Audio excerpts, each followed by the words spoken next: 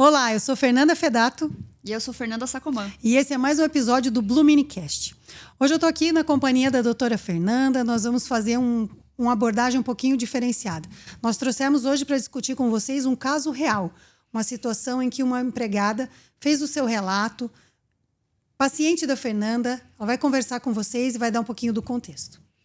Então, assim, gente, hoje a gente quis trazer algo, um case real, até para trazer o contexto, porque a gente fica muito aqui na teoria, né, Fer? Isso mesmo. Falando sobre quais são os riscos psicossociais, quais são os eixos e o que eles abordam.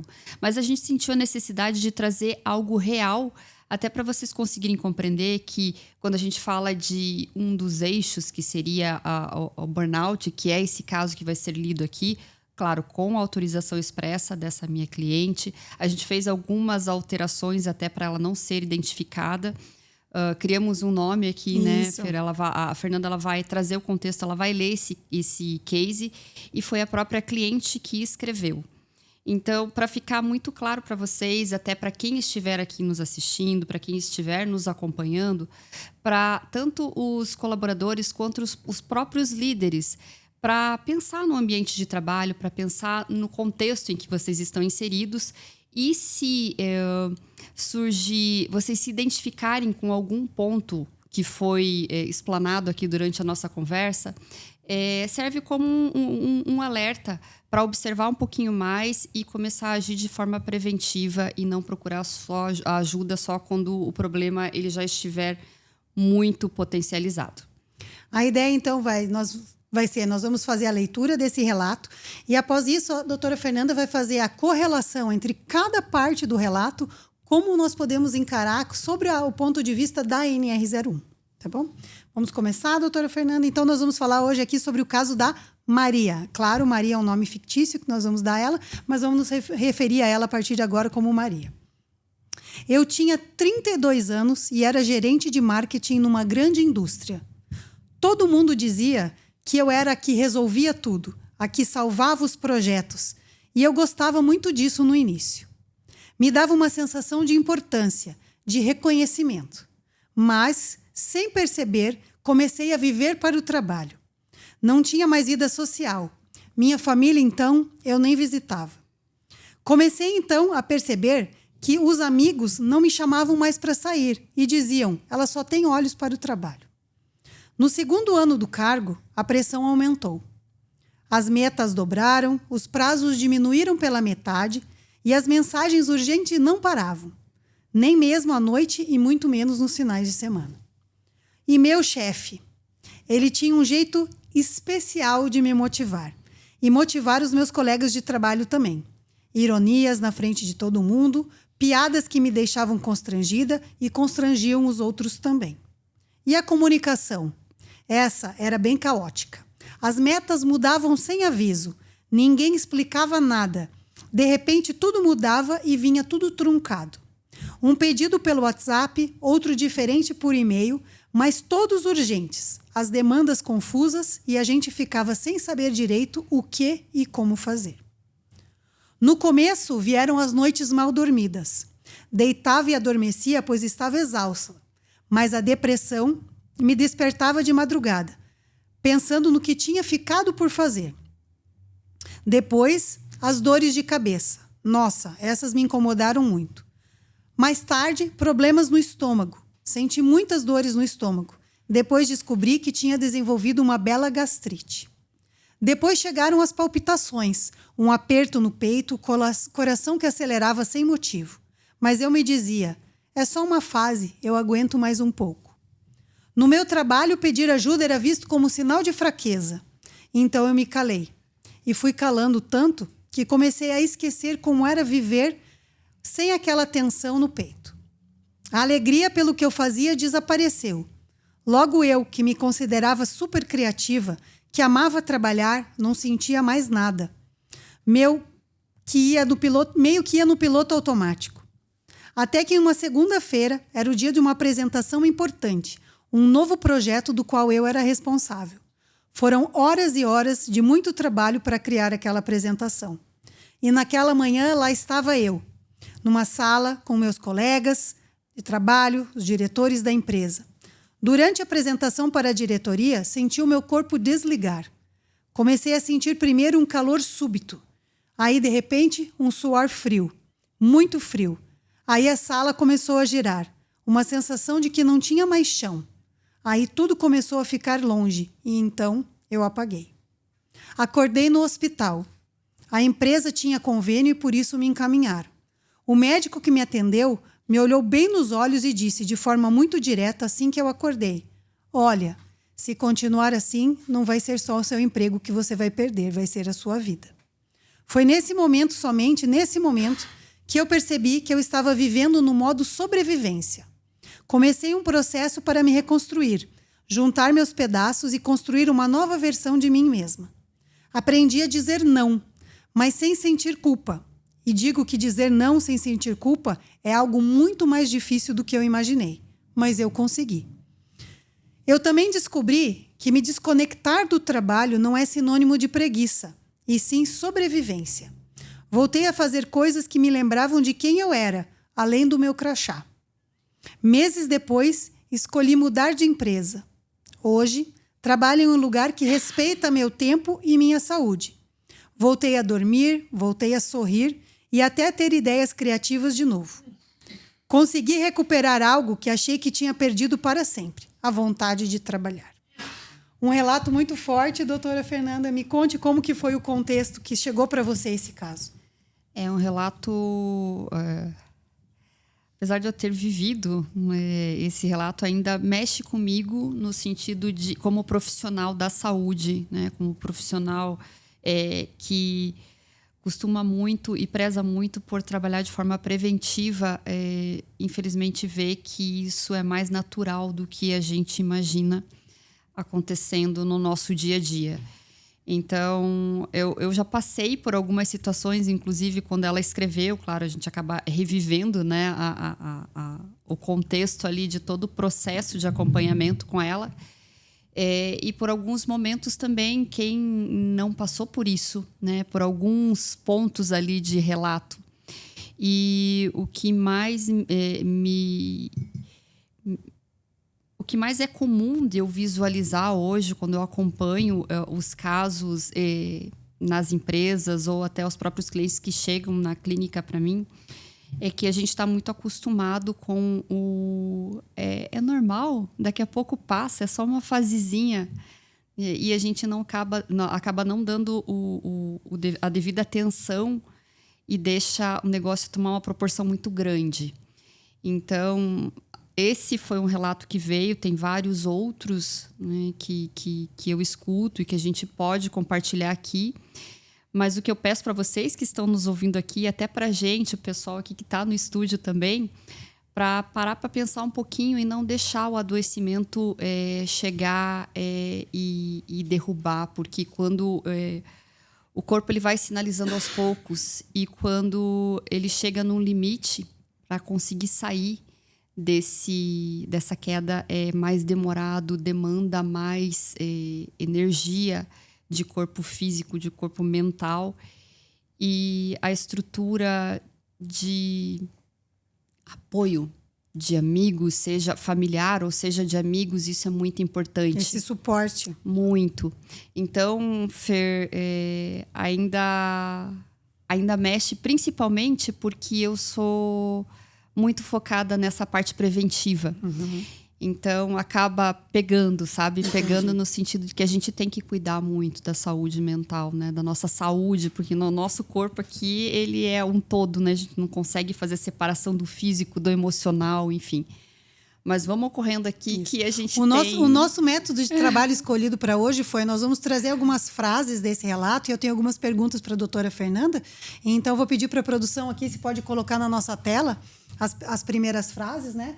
Então, essa primeira frase, né? Eu me dizia, é só uma fase, eu aguento mais um pouco. Por que tantas pessoas insistem, Fernanda, em dizer é só uma fase? Por que essa dificuldade em aceitar que é um processo de adoecimento? Por que existe essa dificuldade, Fer? Primeiro porque a gente é treinado culturalmente a dar conta de tudo, né? A ser super-herói, a eu faço, eu consigo, eu dou conta. A gente é treinado a isso culturalmente. E é mais complicado a gente admitir que não dá conta, Não é? É do ser humano não admitir que não dá conta, que realmente existe um problema. É mais ou menos assim, ó, pense num carro que começa a fazer um barulho. O barulho começa pequenininho, né? Ele começa bem pequenininho. Só que esse barulho, se a gente não tratar ele, se a gente não cuidar dele, ele vai aumentando, ele vai aumentando. O pessoal que é da mecânica aí de plantão pode até compartilhar. Compartilhe nos comentários aqui, né, problemas que começam pequenininho e vão crescendo. Toma uma dimensão muito grande. Então, a gente é treinado culturalmente a dar conta de tudo e não observar. Até porque esse tipo de crescimento, né, não é nem PA, é PG. Ele começa pequeno, ele se torna grande, mas a rapidez com que isso ocorre pode ser muito brusca. Então, você fala, não, eu ainda tenho tempo, vou tratar isso aos poucos, ou daqui a pouco eu falo, e quando você vê, já passou do ponto sem volta. Exatamente, né, Feri? Como a gente é um ser humano e cada ser humano reage de uma forma diferente emocionalmente, às vezes um problema... E isso não é uma estrutura que ela tem fixa. Um problema específico aqui, como era só uma fase. Esse problema específico, eu posso reagir de uma forma diferente do que você reage. Então, você pode aguentar mais tempo do que eu. Então, eu vou fazer uma explanação ali depois de uma outra questão que vai vir. É importante a gente se observar bastante com relação a isso. Se existe um ponto de alerta, se existe algo que... Existe uma sobrecarga ali, observa. Observa, porque é importante a gente se conhecer bem, porque só a gente conhece o nosso limite. Com certeza. A próxima frase que nós temos aqui, então, são: as dores de cabeça me incomodavam muito e eu insistia que era só cansaço. Na sua opinião, ignorar esses sintomas físicos acaba acelerando o caminho para o burnout? Acelera e acelera bastante. Por quê? O nosso corpo, ele reage, né, de formas diferentes, como eu falei para você. E para cada pessoa, claro, ele vem de forma diferente. E a dor física, a nossa dor que vem, né, através do corpo, ela é um alerta, é a luzinha do carro que acendeu por algum problema, né? Eu estou trazendo contexto de carro. Sim, claro. Porque eu acredito que bastante gente dirige, fica mais fácil de visualizar a situação. Porque eu espero que muitas pessoas também que estejam nos ouvindo nunca tenham passado por isso. Então, eu tentei trazer o contexto de carro para ficar fácil de entender. Mas a dor física, ela é um estado de alerta do corpo, né? É um estado que a gente precisa, sim, observar. No caso que as dores de cabeça, elas incomodavam muito. Essa dor de cabeça, ela pode ser muita coisa. Por favor, não entendam errado aqui. Fernanda, então você está falando que tudo é emocional? Não, de maneira nenhuma. A gente sempre tem que investigar primeiro as questões físicas, se existe alguma... Porque uma dor de cabeça pode ser muita coisa, né, Fer? Mas o próprio ato de excluir uma causa física faz com que você foque a tua atenção para resolver a parte emocional. Exatamente. É mais ou menos... A pressão começou a aumentar e eu começar a tomar medicamento para pressão sem entender por que ela está aumentando. Existe um motivo para ela aumentar. Pode ser vários motivos. Então, eu só vou tratar o sintoma, mas eu não trato a causa do sintoma. Mesmo porque se eu tirar o medicamento da dor de cabeça, que eram as enxaquecas que ela tinha, a causa permanecia. Então, E ela tinha esse olhar de que esse sintoma físico no início era um sinal de um burnout que ia acontecer, ou ela efetivamente achou que era só dor de cabeça mesmo? Não tinha essa percepção, não tinha mesmo. Ela achava que era pelo excesso de trabalho. Eu estou trabalhando bastante, exaustão. É muita exposição à tela, é muito tempo pensando. Ela achava que ela só estava cansada. Era só um simples cansaço. Só que a repetição desse cansaço foi tomando uma proporção muito grande. E esse é o problema. E uma constância, né? Sempre estar com aquele sintoma. Aqui também uma coisa que eu achei interessante foi assim, né? No meu trabalho, pedir ajuda era visto como sinal de fraqueza. Como uma cultura organizacional desalinhada pode transformar isso numa realidade, que pedir ajuda é um sinal de fraqueza? Infelizmente, eu falo infelizmente porque eu realmente fico muito chateada de visualizar isso em muitas empresas que eu acompanho, enfim. e é até muito cultural também. É uma vergonha eu pedir ajuda. É vergonhoso eu admitir que eu não dou conta. E eu tenho uma ideia completamente diferente disso, porque eu acho que a gente tem 2 problemas aqui. Primeiro, um colapso individual, porque eu não pedi ajuda, eu estou ignorando problemas que podem ser realmente graves, e eu estou contribuindo com uma cultura que ela vai adoecendo como um todo. Então, a empresa vai adoecendo como um todo e vai existindo um reforço muito grande. Então, vamos imaginar aqui um rio, tá? A empresa é esse rio e os colaboradores são vários barquinhos. A gente tem um ponto de chegada, que é a nossa meta para ser atingida. Só que cada colaborador ali tá remando para um lado, né? Essa cultura adoecida, em que não estimula a aprendizagem, o crescimento contínuo, ela está contribuindo para cada colaborador estar remando para um lado diferente, apesar de saber para onde tem que chegar. E às vezes, dependendo da postura da empresa, nadando contra a corrente. Exatamente. Porque a empresa tem uma cultura que está adoecida e ela está tentando chegar na meta nadando ao contrário, tentando sobreviver. E o desgaste físico, né, e o desgaste mental, emocional, ele é muito grande. É muito grande. Porque imagina você remando contra a maré. É um desgaste mesmo muito grande. Então, quando essa cultura que de pedir ajuda, você não pode pedir ajuda, as pessoas ficam acuadas. Os funcionários, eles acabam ficando acuados porque o pedir ajuda é sinônimo de eu sou burro, eu sou incompetente, eu não dou conta, e na verdade é pelo contrário. Você pedir ajuda e falar que você não sabe fazer algo, que você não conseguiu compreender alguma situação que precisa ser entregue, né, num projeto, é sinal de inteligência, é sinal de autoconhecimento. A própria ideia de saber delegar, né, distribuir as tarefas. E uma coisa que eu vejo também é que muitas pessoas, Fernanda, em posições de liderança, as pessoas em posição de liderança, elas têm essa ideia de que elas têm que estar ali no operacional. Então, é um treinamento também, porque são pessoas, às vezes, que são muito boas no que fazem, e elas têm essa tendência a, quando falha alguma coisa abaixo delas, elas vão lá e fazem o operacional, em vez de se colocarem como líderes, como gestores mesmo. Exato. Então, o papel do gestor, às vezes, é se afastar um pouco do operacional, mas delegar, treinar e passar essa estrutura para o empregado, porque às vezes as pessoas que são aqueles fazedores, eles têm um pouquinho de dificuldade. Sim, o líder, ele está na função de estratégia, né? Na função de norte. É como se fosse um farol. Quando a gente fala de liderança, eu costumo muito usar essa analogia de farol. Ele está lá para iluminar e para dar o suporte.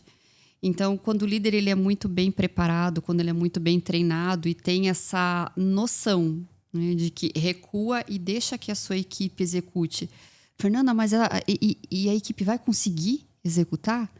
Vai, se ela é muito bem direcionada, se esse líder ele é preparado, se ele faz a checagem, né, uma checagem rápida. Sim. Vocês conseguiram compreender se existe aquela comunicação que ela é muito clara, que ela é muito assertiva? Uma checagem rápida com essa equipe, vocês entenderam o projeto? Eu acho que a palavra-chave é um alinhamento. Né? A partir do momento que há um alinhamento, tanto de expectativas, porque eu acho que isso às vezes também acaba sendo um problema. Um alinhamento, às vezes a equipe tem um alinhamento de meta, mas ela não tem o alinhamento da expectativa, que é o que é esperado de cada personagem dentro dessa história. Então, às vezes, você sabe onde você quer ir, mas você não sabe como chegar. Então, eu acho que esse alinhamento é muito importante também. Qual é o papel de cada um dentro do contexto, né? Dentro dessa meta maior, qual que é a microação que cada um é responsável por executar. Isso traz conforto para a liderança, traz um conforto muito... Fica confortável porque ele está ciente do que cada colaborador é responsável e traz conforto para o colaborador também. Eu já estive no papel de colaborador, já estive no papel de liderança, já vivenciei, e agora no papel de consultora, eu vivenciei todos esses papéis, e é extremamente importante a gente saber para onde a gente vai, né, como a gente vai, quais são os recursos que eu vou usar, fica muito mais fácil e tem um desgaste emocional muito menor. E essa presença da liderança é importante também nesse próxima frase que eu vi aqui, que é assim: meu chefe usava ironias e piadas na frente de todo mundo que me deixavam constrangida. Quando, Fernanda, essa brincadeira ela se torna um risco psicossocial? Ela é um problema, Fer, quando essa brincadeira ela passa de ser sobre a situação, porque às vezes o colaborador ele tem o líder ele tem um perfil que tem uma característica mais de um humor mais informal, né, casual. mais desenvolvido. Isso pode ser até cultural no ambiente da empresa, mas quando ele passa, deixa de ser algo relacionado a uma situação, né, a um contexto que aconteceu aqui e passa a ser direcionado à pessoa. Aí a gente começa a enxergar um problema. Às vezes, Fer, existem líderes que acabam tendo um pouquinho mais de intimidade. Às vezes, esse líder ele acabou sendo promovido e ele era da operação junto. Então, ele era colega dos seus liderados. Como amigos. Aí, teve uma promoção e ele continua se comportando como amigos e colegas de trabalho, mas a posição dele mudou. Então, a conduta dele, o comportamento dele também precisa mudar. E vamos além, tá? Vamos trazer esse contexto dos dois amigos. Um se tornou líder e o outro permaneceu na operação. Acontece uma brincadeira entre essas duas pessoas e um terceiro está envolvido como observador e ele não consegue compreender que aquilo é uma brincadeira. E ele pode se ofender também, né? Ele pode se sentir mal com a situação e entende que, se o meu líder ele brinca desse jeito e pode aqui dentro, eu também posso brincar. Então, você entende, Fer, que o problema ele vai tomando uma proporção muito grande e vem se instalando de uma forma muito silenciosa. E às vezes não por nenhum motivo intencional. Não. É muito comum acontecer quando existe uma promoção, né? Quando sai da operação e vai para um cargo de liderança. É comum de visualizar isso dentro das empresas. E essa informalidade dos relacionamentos, ela acaba se estendendo também para o nosso próximo tópico, que é aqui.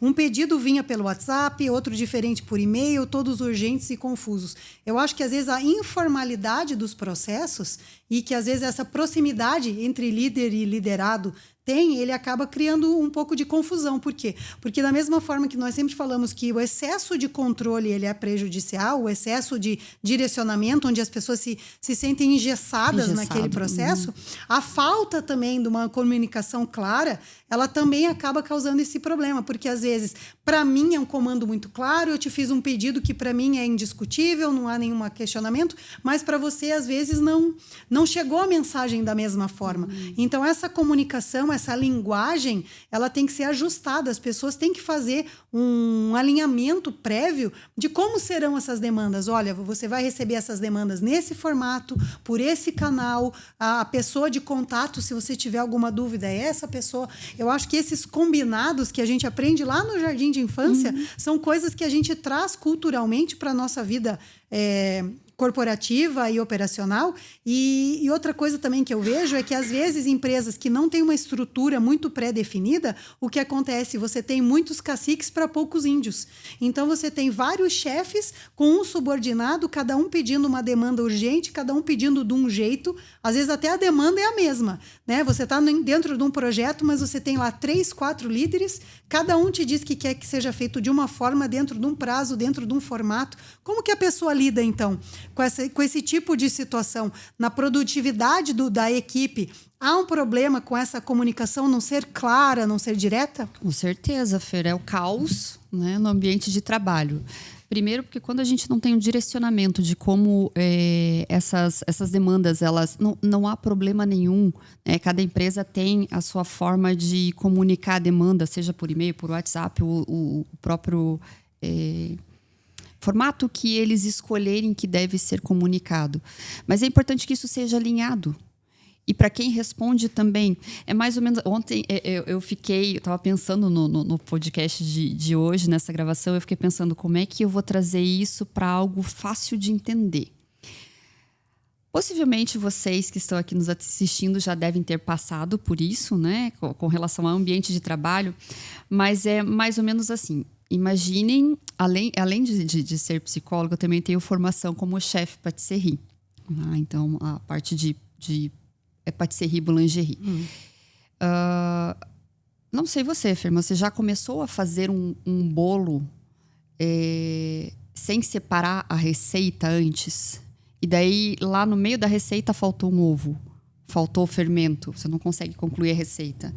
Vamos piorar um pouquinho, né? Quando eu me formei como chefe patisserie, porque qualquer dia eu compartilho com vocês isso, que não veio agora ao caso. Mas quando eu me formei, eu aprendi a fazer o mise en place.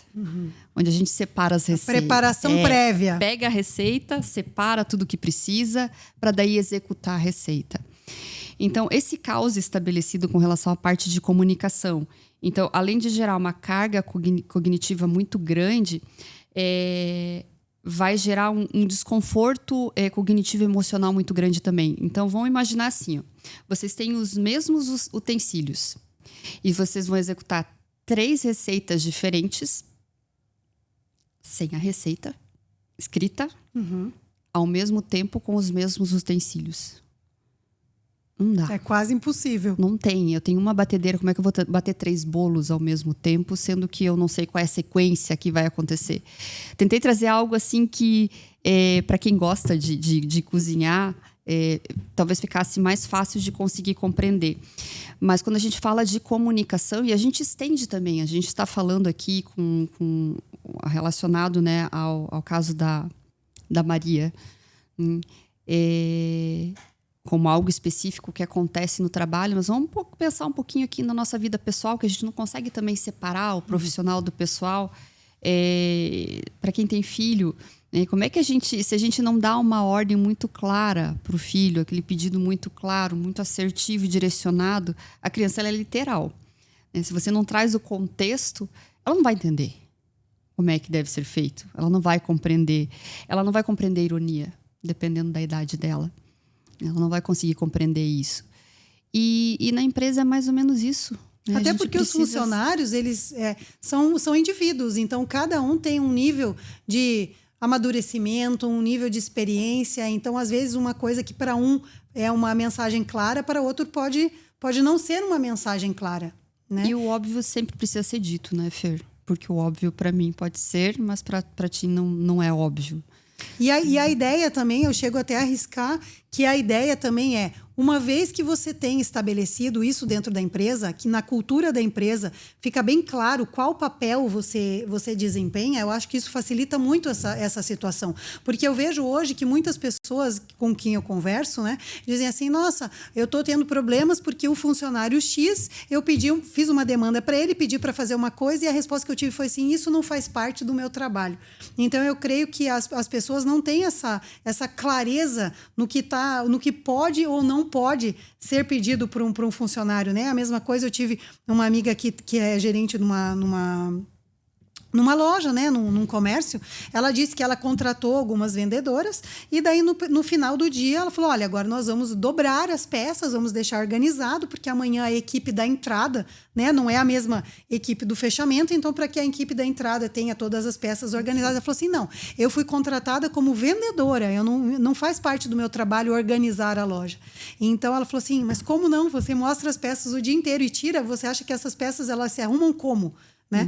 Então, a ideia é assim, na contratação, já é o primeiro momento, creio eu, que as pessoas têm que estar cientes do que faz parte daquela descrição de cargo. Então, eu acho que a partir do momento que a cultura da empresa é uma cultura que é uma cultura de comunicação, é uma cultura que preza por essas definições, por essas, digamos assim, os papéis que cada um desempenha, e você sabe o que está incluído dentro do seu papel, isso facilita muito esse relacionamento. Até porque aqui, uma coisa que eu trouxe para a próxima frase, que o médico me disse, se continuar assim, não vai ser só sua carreira em risco, vai ser a sua vida. Por que muitas vezes nós só paramos para prestar atenção em nós mesmos e na nossa saúde quando vem alguém de fora e diz assim, para, reavalia, porque nós mesmos, por nós temos essa dificuldade de fazer de ter essa percepção de um perigo iminente. Uhum. Fer, posso retomar só um Pode, pouquinho claro, para a fica à questão vontade. anterior? Até trazer como uma sugestão, tanto para os líderes quanto para os liderados. A sugestão para o líder que eu dou depois que você deu aquela ordem, né, passou aquela demanda, vamos treinar assertividade. Você entendeu o que eu quis dizer? Você entendeu qual que é o escopo do seu trabalho? Tem algo que você gostaria de perguntar para mim? Eu liderado, se não vier essa demanda do líder, né? Se não vier esse questionamento. Tá, então você, Fernanda, você falou para mim que eu preciso fazer o trabalho X, Y, Z nessa sequência e o meu prazo é na sexta-feira que vem. É isso mesmo? Aí a gente está trabalhando com assertividade. Sem ser grosseiro, sem ser ríspido. Às vezes até, né, nessa tentativa, se você não conhece bem a sua equipe, se você tem um pouquinho de dificuldade de alinhar essas expectativas, uma coisa que eu sempre sugiro para as pessoas que conversam comigo é assim, tenham um rol, tenham digamos assim, quase como um caminho sobre o que ficou definido na empresa. Né? Então, assim, nós fizemos uma reunião, alinhamos lá um projeto. Se você não quer ter esse enfrentamento na hora, e às vezes até algumas pessoas não são tão abertas a você dizer, olha, ficou tudo alinhado, esse é meu papel, e até o próprio liderado, formalize isso. Passe um e-mail, diga, olha, na reunião de hoje ficou tratado isso, para tal pessoa ficou tal demanda, para outra ficou tal demanda, o nosso prazo é tal. Então, assim, formalize isso, até porque depois você pode voltar nesse documento e dizer, olha, aqui ficou bem claro o que era para fazer e também se torna um objeto de consulta para aquela pessoa que ficou em dúvida. Exatamente. Ela falou assim, nossa, mas eu não me lembro se era para eu fazer, era para o fulano fazer, até quando nós devemos fazer. Poxa, a gente tem lá esse banco, né? A gente tem esse quase um FAQ de perguntas que acontecem nos projetos, vamos consultar lá. Então, acho que isso é uma coisa que pode ser feita também. E evita o retrabalho. Exatamente. Evita completamente o retrabalho. Então, a gente está falando aqui de performance. E a performance, ela acontece quando tudo está claro, quando eu sei do que eu sou responsável, quando eu estou ali, realmente eu estou ali. E no caso da dúvida, eu tenho a quem ou aonde recorrer. Né? Exatamente. E retomando esse assunto que a gente iniciou, Fernanda, por que a gente precisa, às vezes, dessa sinalização externa de que um problema vai acontecer? Por que a gente não consegue ter essa percepção por nós mesmos, talvez por estar no meio da situação? Qual é a racionalização que a gente consegue tirar disso? O problema, Fer, é que a gente normaliza o excesso, né? Está normalizado o excesso. A gente admitir que não dá conta não é simples. Se você não tem essa percepção de que admitir que não dá conta faz parte do processo do ser humano, porque a gente está em constante evolução o tempo todo. A gente ainda não é super-herói, que nem aqueles que a gente assiste em filme, que tem superpoderes e que não precisa dormir, que precisa performar 18, 20 horas por dia, 10 horas por dia.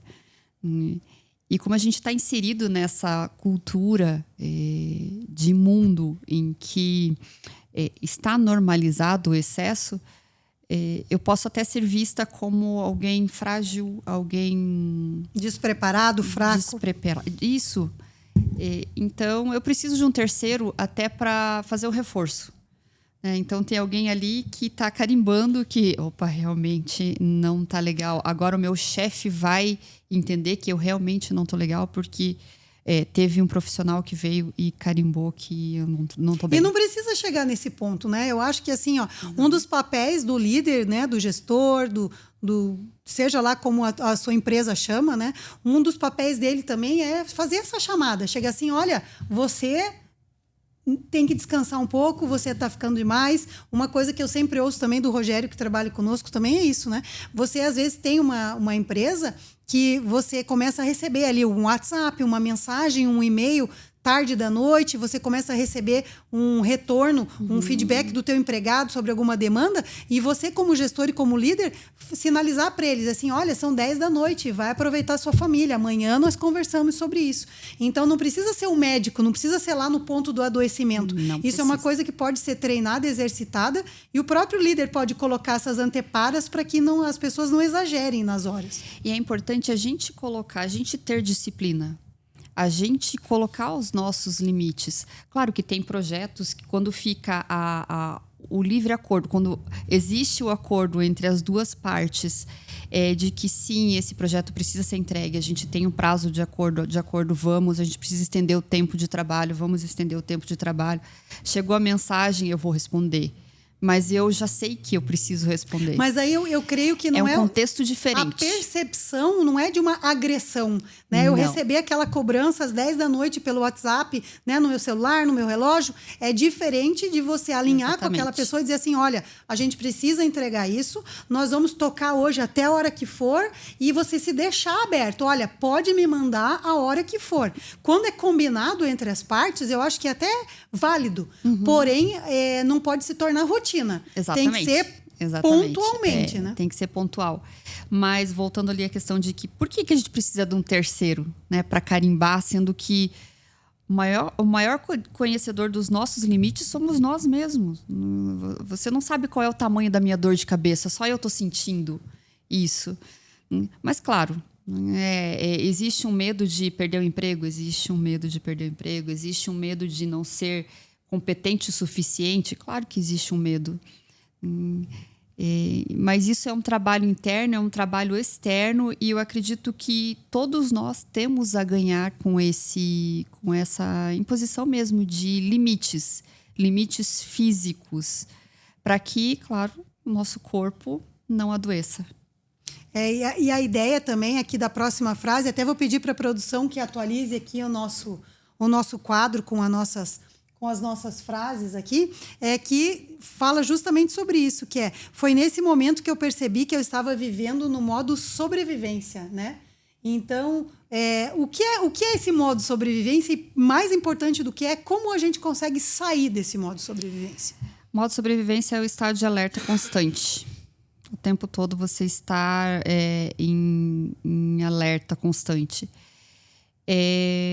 Você dormir pensando no trabalho, acordar pensando no trabalho.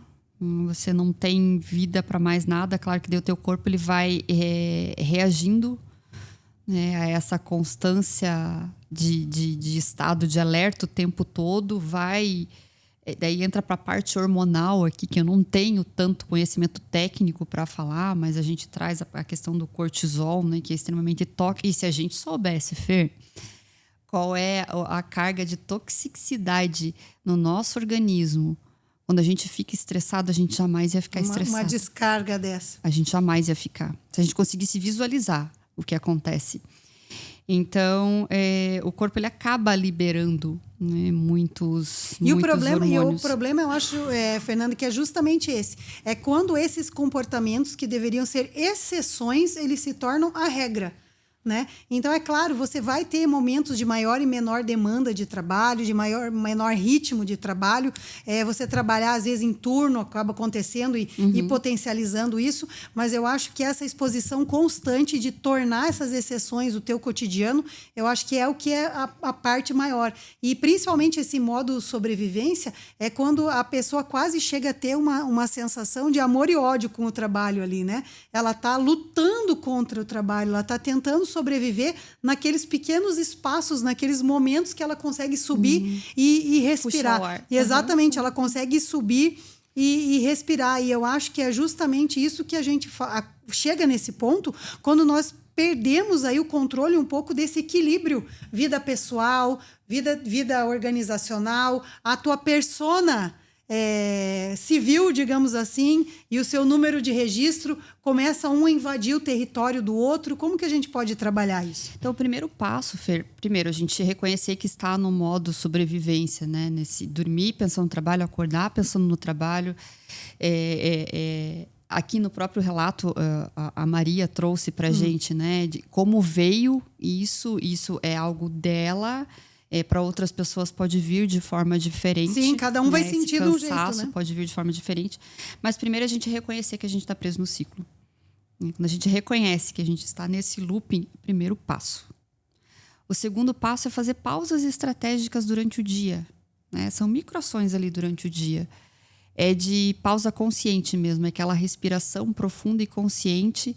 E são ciclos, 3 ciclos de respiração de por que eu estou aqui, qual é a minha demanda. Eu costumo fazer isso e na nossa própria consultoria, nos treinamentos que a gente faz, né, na Blumini.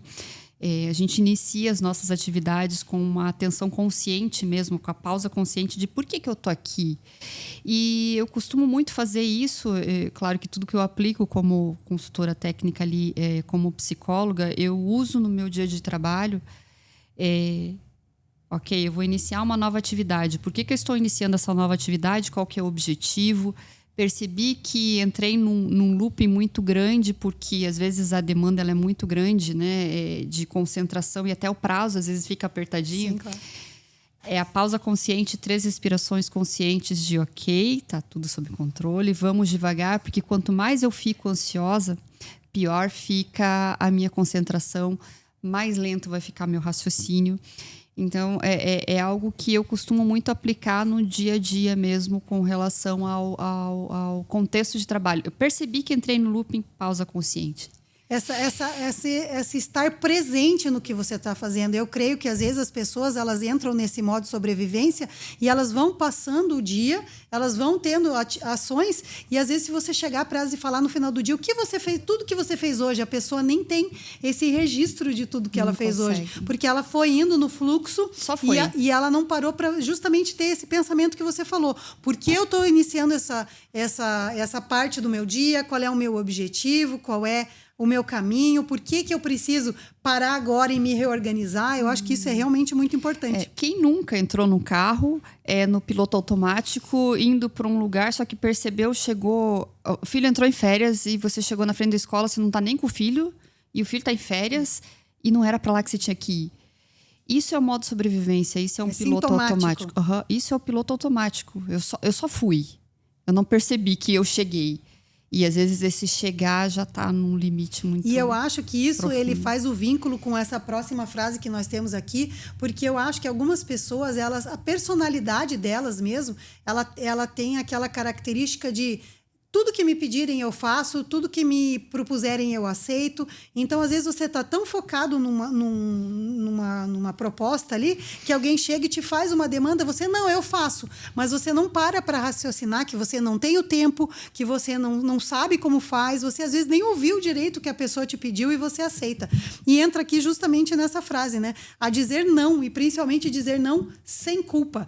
E eu trago para mim isso é uma coisa que eu tenho comigo, sempre tive, e é a minha maior dificuldade, que é reconhecer quando eu estou no limite de demandas e quando eu tenho que dizer, olha, infelizmente, para isso eu vou ter que te dizer no momento que eu não consigo fazer, porque eu não tenho capacidade técnica mais. Daqui a uma semana, talvez, amanhã podemos conversar, mas hoje eu não posso puxar para mim mais essa demanda, mas isso demorei muito tempo para desenvolver. Creio que ainda não desenvolvi completamente, é uma das coisas que eu me cobro muito, que quando eu percebo eu já estou até o limite. Como fazer isso, então? Como aprender a dizer não sem culpa?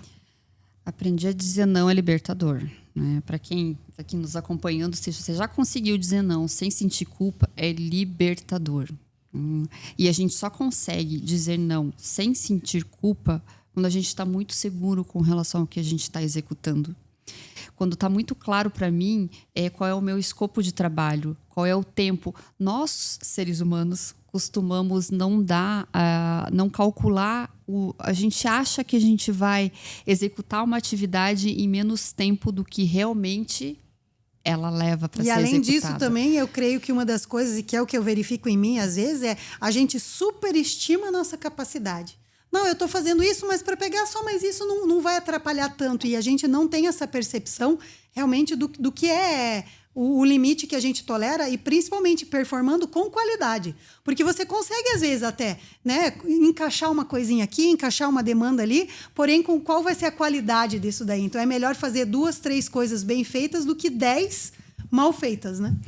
Separar em microtarefas, né? Microatividades ali, microações, quando a gente consegue fazer esse tipo de separação e calcular realmente o tempo que a gente leva. Eu não sei vocês que estão aqui com a gente, mas quando eu comecei na atuação como consultora mesmo na parte de empresas, eu não calculava o meu tempo de deslocamento, né? O tempo de trânsito. E o desgaste de deslocamento também, porque isso é uma coisa que às vezes no trânsito você se estressa, você acaba se incomodando, então quando você chega lá, a tua energia já está depletada, ela já não é a mesma com que você se propôs a chegar para cumprir aquele papel. Muitas vezes, muita gente não coloca na agenda de trabalho ali, na agenda de trabalho entre aspas, né? Mas a pausa para um café, a pausa para levantar e poder se esticar um pouquinho, as pausas para ir ao banheiro. Nós que frequentamos muitas empresas, né, e fazemos reuniões, você também não controla algumas coisas. Porque, por exemplo, você marca lá uma reunião das 4 às 5, beleza, você chegou 15 para as 5 na empresa, 15 para as 4, né? Aliás, na empresa, então você pressupõe, nossa, cheguei adiantado, 4 horas a reunião vai começar. Aí, às vezes, demora uma pessoa a chegar, outro que vai participar vem, daí tem uma conversa, aí se apresentam, você acaba começando lá 4h20, por consequência, a tua reunião que ia acabar às 5, acaba às 5h20, 5h30, e você já tinha outra demanda na sequência. Então, ter essa noção também do que você controla e o que não, e criar esses intervalos estratégicos entre demandas para que você possa se reorganizar, você possa fazer uma pausa, tomar uma água, pegar ali, dar uma revisada naquele material para a tua próxima demanda. Isso é importante e encaixa justamente aqui, que é descobrir que me desconectar do trabalho não é preguiça, é sobrevivência. Então, nós pensamos, às vezes, no desconectar do trabalho, no desconectar no final do dia, mas ao longo do dia, nós temos que também fazer essa desconexão, retomar o olhar para dentro de nós, ver o que eu estou precisando. Eu estou com fome, eu estou com sede, eu preciso ligar em casa, eu preciso... E você ter essa percepção de que esses momentos de intervalo para que você se reconecte com a pessoa que você faz diferença também. Como que você acha que essa divisão aí, quais são os passos, então, para criar essas barreiras para que a vida profissional não invada a pessoal e o contrário também? A gente ter essa percepção de que, claro, quando a gente está no trabalho, a gente está no papel, né, de ambiente de trabalho, mas a gente tem um papel, meus outros papéis acontecendo ao mesmo tempo. Fazer essas desconexões, quando ela se deu conta, eu acho que foi de todo o relato dela e tudo que a gente vivenciou durante todo o processo, porque foi um processo longo, mas de todo esse processo, porque a Maria, no caso, né, que é o nosso case aqui, ela foi diagnosticada realmente com um burnout, ela foi afastada durante um tempo, demorou bastante para ela conseguir, porque entra assim com medicação. Quando eu escutei isso dela, foi algo lindo de ver. Porque, assim, quando ela teve esse insight de que ela descobriu que... Então, quer dizer que se eu desconectar do trabalho, eu não estou sendo preguiçosa, né? Eu estou cuidando de mim. E isso é muito bom de vivenciar, é muito gostoso de vivenciar. E pensando nisso, Fer, eu trouxe alguns... E eu até trouxe alguns pontos escritos aqui para não esquecer de nenhum. Que eu acho que é importante mesmo para a gente... E o gostoso de trabalhar com desenvolvimento humano é que não é porque eu trabalho com desenvolvimento humano, né, que eu não tenho as falhas, que eu às vezes não acabo entrando num looping ali. Só que quando a gente trabalha com desenvolvimento humano, a gente fala e a gente escuta a gente falando. Então é um reforço o tempo todo. E eu costumo trabalhar também com vários reforços para mim, por isso que eu quis trazer isso escrito com 5 pontos aqui. Né? Então, aqui, o primeiro passo: defina horários claros de início e fim de expediente. Mas, Fernanda, eu estou em home office. Como é que eu faço? Início e fim de expediente. Eu já compartilhei contigo, né, Fer, Já. que quando a gente entrou na pandemia, o espaço, o ambiente de trabalho, só deixa eu compartilhar um pouquinho com vocês isso, porque foi algo curioso que deu certo na minha casa. E, inclusive, é uma coisa que eu puxei para mim também, já estou utilizando. Tá colocando em prática. Já. Quando a gente foi para a pandemia, não chegou, né? Não foi avisado que iria parar tudo. Existia um home office do meu marido, né? Tinha o espaço da minha filha que ela fazia, a gente improvisou ali para ela estudar. Só que a minha sala não tinha porta e eu não tinha espaço para trabalhar. Então como eu não tinha porta, eu criei uma porta e eu fiz um combinado com eles, né? Um alinhamento com eles. E qual que era o meu combinado? Eu escrevi numa folha de papel, sulfite. Quando eu estava ocupada, porta fechada. Quando eu estava desocupada, podia entrar, né? Então a filha, pequenininha na época, quando ela havia escrito, né? Não posso falar, né? Eu tenho que entrar, não posso interromper, passar pela sala bem devagarinho, porque a mamãe está trabalhando, né?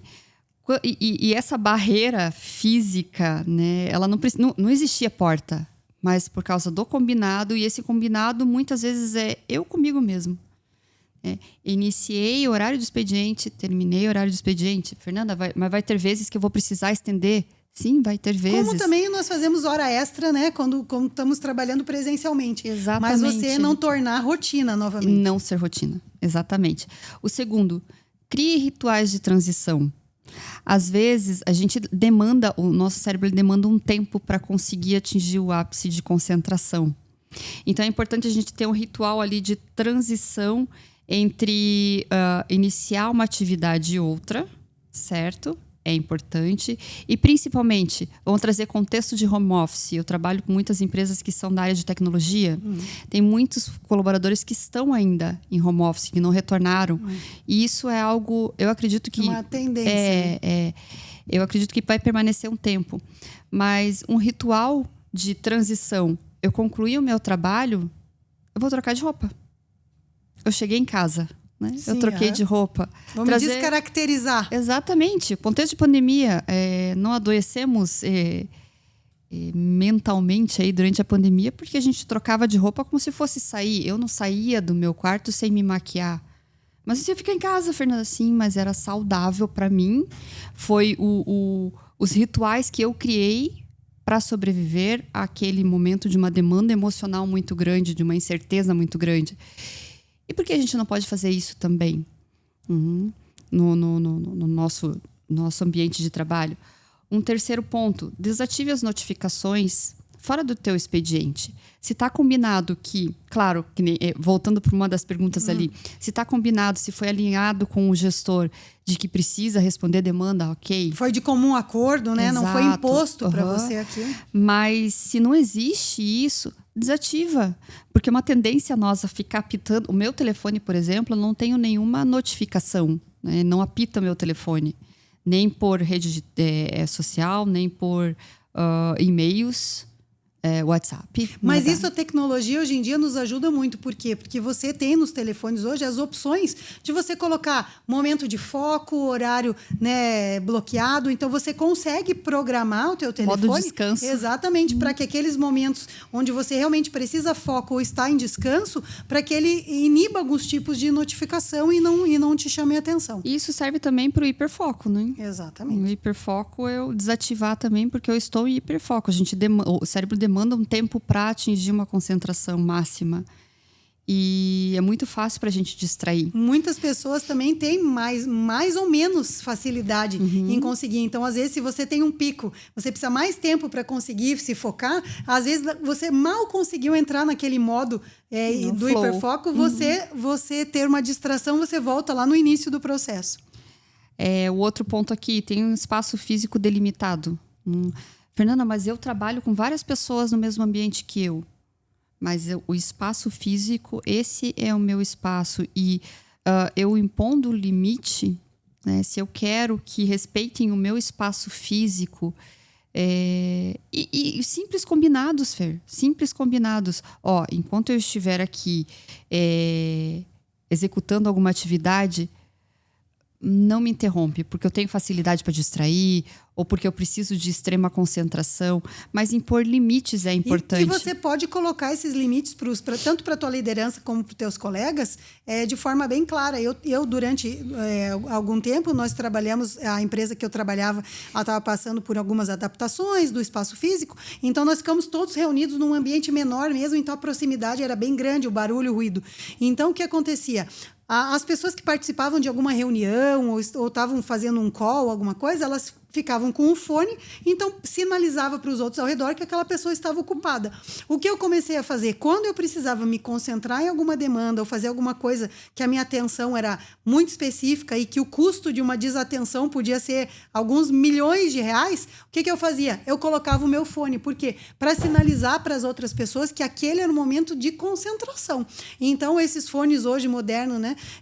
Modernos que tem cancelamento de ruído, tudo isso, você pode usar essa ferramenta ou até aquele intra-auricular mesmo, se você não precisa sinalizar para os outros, mas você precisa se colocar num ambiente mais definido, você pode usar. São ferramentas que você pode deixar bem claro. Olha, para a equipe, se eu estiver aqui, eu estou num momento de do not disturb, né? Não me perturbe. Isso é uma coisa que pode ser combinado também. São combinados, né? Tudo que é muito combinado e alinhado, a gente consegue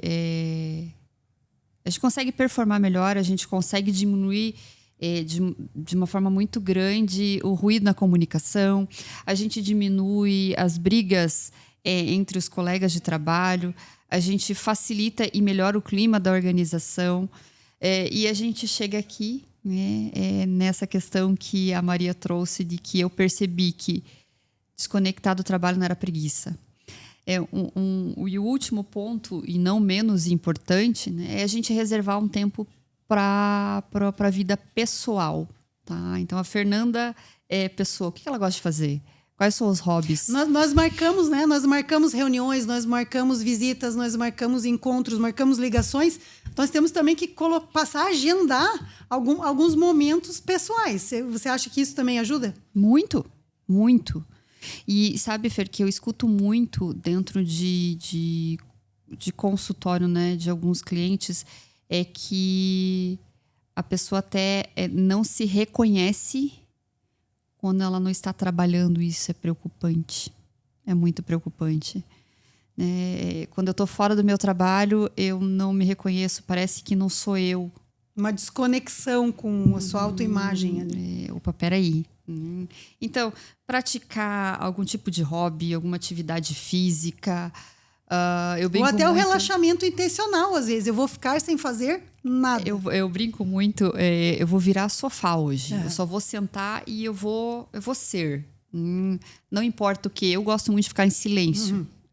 Gosto muito de ficar sozinha em silêncio. Mas cada um tem uma forma de funcionar. Então, momentos em família, momento com os amigos, momentos sozinho, momento com os pets, para quem tem pets. É importante a gente ter esse reforço de que existe alguém além do trabalho, existe alguém além do crachá. Isso é extremamente importante para a gente conseguir fazer uma manutenção da nossa saúde mental, nossa saúde emocional, e até para conseguir se compreender melhor, se entender melhor e também ter uma percepção maior sobre os nossos limites. Eu vou pedir para a produção colocar aqui o último bloco de frases, para que a gente já está aí na reta final desse relato. E a ideia também é que, dentro disso que você falou, né, voltei a fazer coisas que me lembravam de quem eu sou, além do meu crachá. Então, entra nesse contexto, né, Fernanda, que você acabou de falar, de buscar o que nos dá prazer, o que nos dá satisfação, às vezes até a própria família, a pessoa que às vezes está afundada nessa situação de um trabalho que demanda demais, ela acaba se afastando de filhos, de marido, sabe? Voltar a namorar, voltar a brincar com as crianças, fazer, então, esses compromissos com a tua família, para que você esteja presente realmente quando você está em casa, porque às vezes a pessoa está em casa fisicamente, mas a cabeça está lá no trabalho ainda. Como que você acha que é possível fazer para se reconectar com essa sua própria identidade? É aquela coisa de estar, mas não estar, né? Eu tô, mas eu não tô. Eu tô aqui, mas eu não estou presente. Essa reconexão, ela é muito importante para a gente ter essa percepção de que a gente não é super-herói, que até para não ter essa questão da gente não se reconhecer como uma pessoa além do trabalho, a gente não se reconhecer como como um turista, né, dentro da tua própria casa. Isso não é saudável, né? Não é saudável. E quando a gente consegue ter essa percepção, quando a gente cuida da gente, quando a gente e é libertador. No caso da Maria, né, que teve esse diagnóstico de burnout, já vinha dando sinais muito antes. Ela chegou para mim quando já existia esse diagnóstico, mas o corpinho da gente vai sinalizando. Então, assim, ter esses hobbies são importantes, não importa que hobby é, não importa. E também aqui, vamos deixar bem claro, você não pode passar de um trabalho para outro trabalho. Porque, principalmente nós mulheres em casa, nós temos essa dupla jornada, né? Passamos o dia na empresa, chegamos em casa, temos tarefas, temos filhos, temos acompanhamento. Então, é importante, ok, você tem que passar por aquela transição do retornar para casa, mas também você tem que fazer uma pausa, um intervalo para você, o indivíduo. Não a mãe, não a esposa, não a filha. Você tem que olhar, trazer também, guardar um espaço para você, literalmente. Eu costumo dizer, eu não sei você, filho, mas eu não gosto de passar roupa. Tá? E eu preciso, né, passar roupa porque camisas, marido, enfim. Eu estabeleci um ritual. Tá? E talvez se fizer sentido para vocês, para as moças, né, e moços também que estão nos assistindo aqui, como é que eu fiz para essa atividade, falando aqui de né, sair de uma atividade e entrar em outra, para ser menos chato? Eu passei a colocar intenção no ato de passar roupa. Então, eu passar roupa, eu cuidar das roupas, eu cuidar da casa, diminuiu o peso porque eu passei a colocar amor naquilo que eu estava fazendo. Eu trouxe contexto de casa e passar roupa, mas a gente pode trazer contexto de qualquer outra situação. Comigo foi o exercício físico. Aquilo para mim, enquanto eu fazia o exercício, a minha cabeça ficava pensando no trabalho. Então, aí eu falei, vou ouvir música. Mas aquilo também não funcionou para mim. Então, o que eu comecei a fazer foi um curso de línguas. Então, enquanto eu fazia a esteira ou a bicicleta, eu comecei a fazer esse curso, que era quase como fossem audioaulas, né? E aí eu comecei a ver um propósito, a minha cabeça desconectava de estar nesse vazio do exercício ali, e o corpo entrava no automático, fazia o exercício, porém a minha cabeça estava fazendo outra coisa. Foi isso que funcionou melhor para mim. E olha que bacana, a gente, o ser humano, ele é completamente diferente. Eu já não consigo fazer atividade física executando outras atividades. Eu não consigo fazer isso. Então, quando eu estou fazendo exercício físico, eu estou fazendo exercício físico. Porque senão eu não faço nenhuma coisa nem outra. Mas você relata isso, já escutei de alguns outros clientes que eu atendo, de que não consigo só fazer o exercício físico porque isso fica cansativo e eu não desligo do trabalho. Mas essa individualidade é um dos motivos que nós sempre falamos, que quando nós fazemos uma consultoria numa empresa, nós precisamos abordar cada setor, cada função, cada pessoa como uma entidade única, porque as pessoas não reagem, elas não têm as mesmas percepções. Então aqui é a mesma coisa, né? Você veja, nós duas lidamos, né, com a mesma situação, mas de formas completamente diferentes. E aqui também, porque hoje o que acontece, a partir do momento que a Maria toma essa decisão de adoeci, preciso fazer uma diferença, e ela coloca, né? Hoje trabalho em um lugar que respeita meu tempo e minha saúde. Então, essa decisão consciente, e uma decisão que eu arrisco até dizer, e eu já ouvi relatos nas pessoas que nós temos contato, de assim, até um certo ponto, uma simplicidade voluntária. A pessoa recuar lá 2, 3 passos na carreira, falar assim, olha, eu vou voltar às vezes para o operacional, eu vou voltar a um passo anterior da minha carreira, mas para eu me reorganizar, para eu entrar num espaço mental melhor. Como que você acha que muda na vida e na performance de uma pessoa quando ela toma uma decisão dessa para encontrar um ambiente onde ela seja acolhida? São escolhas, né, Fê? Tudo na nossa vida, desde que a gente acorda, são escolhas o tempo todo. A Maria, né, escolheu dar a pausa ali. Para ela não fazia mais sentido permanecer naquela empresa. Depois que ela ficou afastada pelo burnout, ela retornou, ela trabalhou um tempo e falou, não faz mais sentido, isso não tem por que eu permanecer assim. O por mais que ela já tivesse as ferramentas necessárias para não entrar novamente, mas ela não, foi uma escolha dela não permanecer, e ela escolheu uma empresa que estivesse focada na saúde mental. Quando a gente tem isso muito claro no nosso dia, quando a gente tem claro do que é importante para a gente, essa escolha ela é tomada de uma forma muito firme. Muito firme. E se para Maria, nesse caso, foi importante prezar pela saúde dela e ter um ambiente organizacional que iria dar esse reforço para a saúde mental dela, ela fez essa escolha.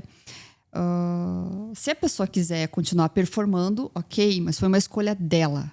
Né? Isso precisa ser muito consciente. As escolhas que a gente faz no nosso dia a dia precisa ser consciente. E às vezes essa escolha ela não precisa nem chegar a esse ponto extremo de sair da empresa, de mudar. Se ela consegue ter a percepção do caminho do adoecimento, a empresa dá esse respaldo, dá essa ferramenta para que ela identifique e consiga modular essas situações, ela pode fazer uma escolha assim de vou separar tempo, vou organizar, porque tem aquela frase, né? O tempo é questão de prioridade. Se é prioridade para você, se você dá importância, você acaba encontrando tempo.